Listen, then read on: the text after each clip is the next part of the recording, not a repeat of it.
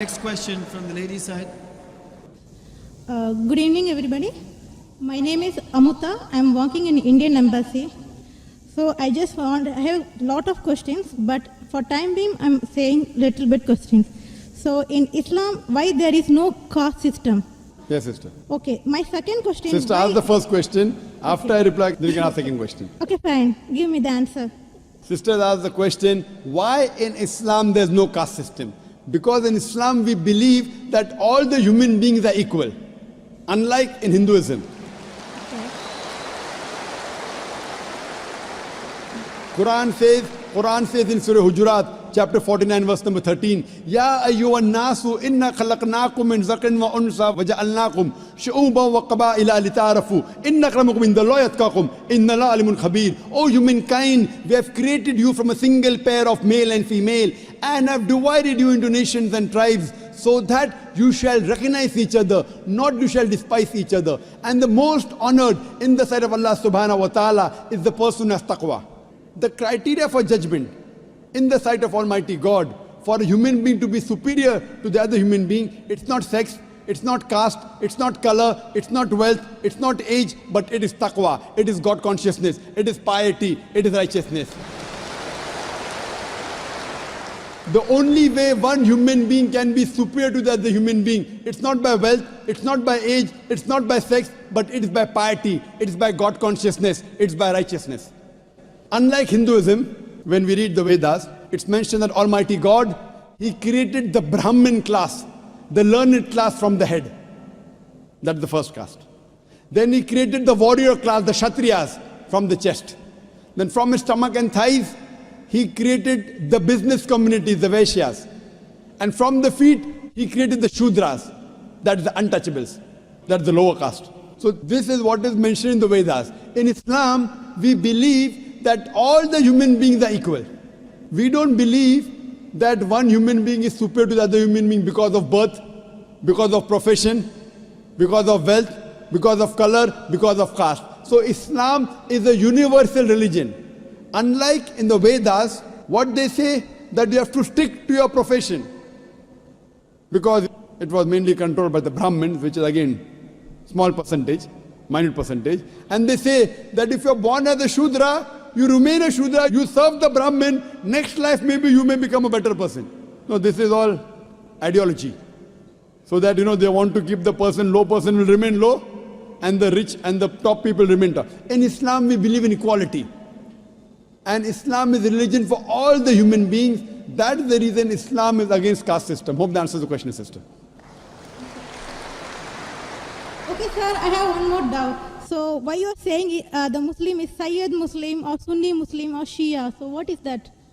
Sister said that why am I saying Sayyid Muslim and Shia Muslim Sunni? I never said Sayyid Muslim, Shia. Muslim is the one who submits his will to Almighty God.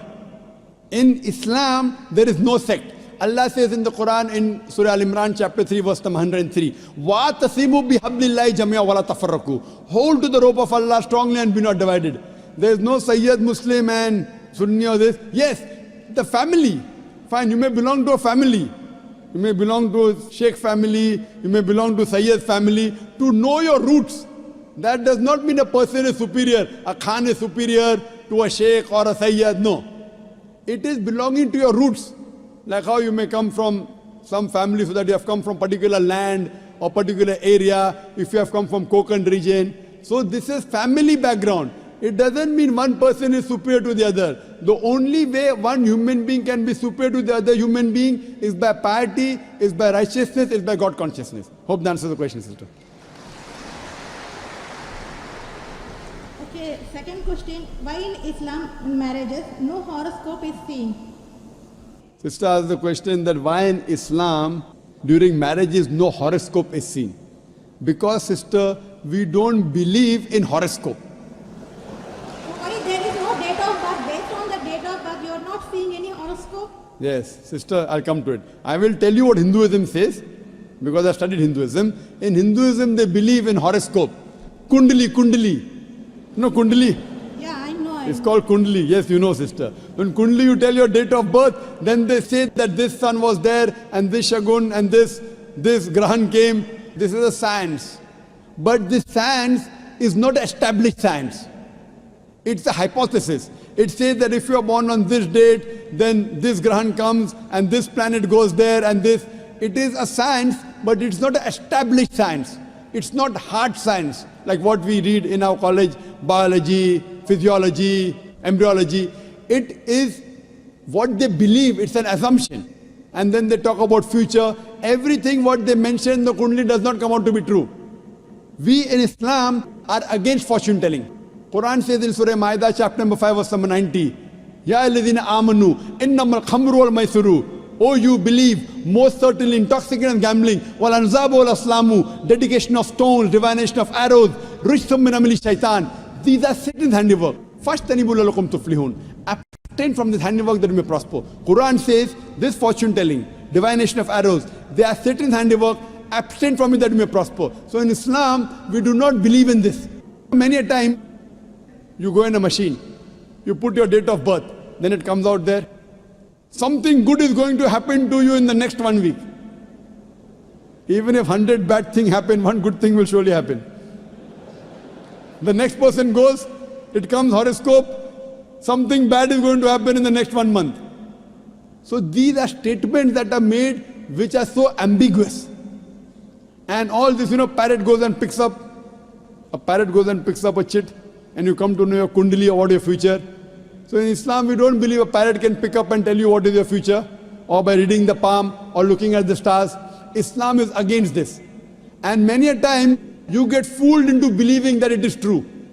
And there was a research done that once a psychologist, he was teaching a class of 100 students. And after 1 week, he said, now I have understood your background, everything. I will write about each individual person, about his past and everything. But don't open the chit until I tell you. So he wrote to all 100 students details about the past. Then he said, okay, now open the chits and give me gradation. How much am I accurate?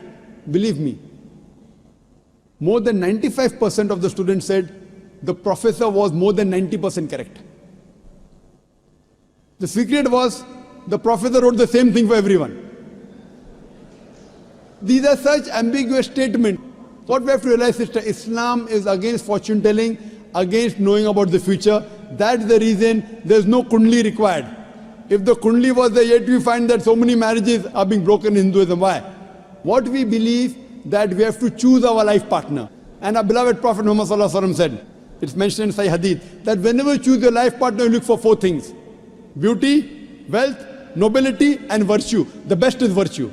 The best to choose from a life partner is a virtuous life partner, not kundali. Whether born in October, September doesn't make a difference. The virtue should match. That's the reason a woman in Islam, sister, is called as a muhsana. Muhsana in Arabic means a fortress against the devil. In other religions, including Hinduism, the woman is referred as an instrument of a devil. In Quran, the woman is referred as a muhsana. In Arabic, it means a fortress against the devil. So if you marry a virtuous woman, inshallah, she will prevent the husband from going in the wrong track. Hope that answers the question, sister. Okay, thank you. Shall I ask the third question? Sister, let's give a chance. When the chance comes to you, you can answer. Okay, no problem. So you can stand there. We'll ask the other non-Muslims. We'll allow them to give a question. If any other non-Muslims come, give them a chance, then you can ask, sister, so that we give everyone equal opportunity. Yes, sir. I just want to take Shahada.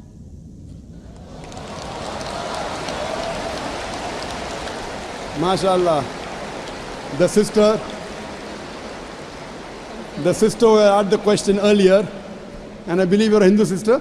Yeah, I'm Hindu. Yes, the sister who asked the earlier question, MashaAllah, Allah gave her hidayat and she wants to accept Islam. I want to ask you, sister, do you believe there is one God? Yeah, I believe in Do you one believe God. that Almighty God has got no images? Yes, sir, I believe. Yes, and you believe that there's no one to worship besides Allah? Means? Do you believe that there's no God but Allah? Yeah, I believe Allah is the great. Do you believe Prophet Muhammad is the last and final messenger of this God? Yes, I believe. Inshallah, I'll say in Arabic and you repeat it, sister. Ashhadu. I'll say in Arabic and you repeat it, sister, slowly. Okay. Ashhadu. Hashadu. Allah. Allah.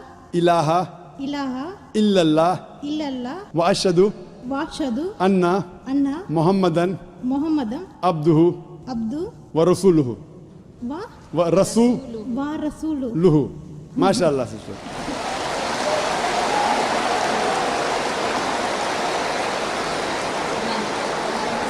Sister, I'll just say the translation. I'll just mention the translation, sister. You just repeated the translation, which will be much more easier. I bear witness. I bear witness I bear witness that that there is no God there is no God but Allah, but Allah, and Prophet Muhammad and Prophet Muhammad is is the messenger the messenger and servant of Almighty God. and Servant of Almighty God. servant of Almighty God. MashaAllah, sister. You are a Muslim. May Allah subhanahu reward you. And may Allah grant you Jannah. And sister, as I mentioned earlier, if you have any question, any queries, please don't feel shy. You can contact the local organizations here. If you have any questions, you can even send an email to our organization, islam@irf.net. We have a ladies wing which takes care of any questions, any queries, any problems you have. And sister, see to it that as you keep on learning whatever about Islam, slowly and steadily. Main thing is Iman, believing. The practice keeps on coming slowly and steadily. Whatever you learn, you can ask questions, you can keep on following, and slowly, inshallah, you can keep on following all the tenets of Islam. Thank you very much, sister. Sir, is there any organization which can teach me how to pray, how to do all the things? I'm sure there is an organization, Darul Bir. The organization I know in Dubai, Darul Bir. I'm sure there are lady organizations, and I think there's Sister Yasmin, who is the wife of my friend Brother Najmuddin. Surely Sister Yasmin will be somewhere in the ladies wing. They have a ladies organization. You can contact the volunteer, and inshallah they'll help you out in teaching you how to pray, how to offer salah, and the other aspects of Islam. Thank you, sister.